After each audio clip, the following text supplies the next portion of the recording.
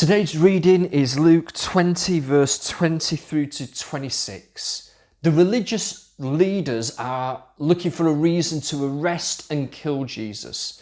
So they send spies posing as disciples to question him. And they pick the topic of money and taxes. It's quite a clever trap, really. Should they pay taxes to the Romans or not? If Jesus says no, which you might expect from your typical military messiah, then they could go back to the governor, to Pilate, and have him arrested. He's anti-Rome. If he says yes, pay the tax, then he's clearly aligned with Rome, not much of a Jewish messiah as they understood it. So Jesus asks for a denarius, a Roman coin. He doesn't have one because he's in the temple courts. And you can't take Roman money or any item with a graven image into the temple area. You had to use temple coins. It's why they had money changers. And he says to them, whose image is on the coin? Caesar's, they say. And Jesus replies those famous words, give to Caesar what is Caesar's and give to God what is God's. So on one level, we can just admire Jesus's incredible insight and wisdom here. He's not siding with the zealots, the radicals. He's not siding with the Romans, the occupiers, and he's not siding with the Pharisees. He is unique on a different level.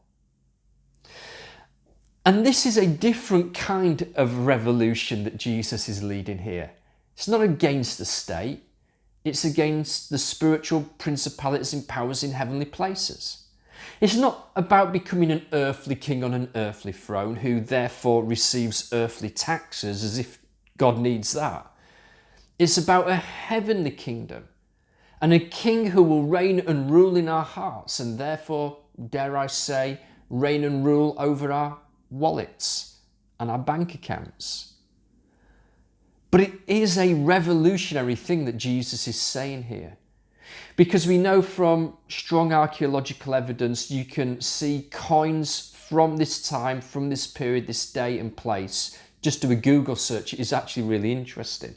This denarius coin would have had Caesar Tiberius's head and image on it.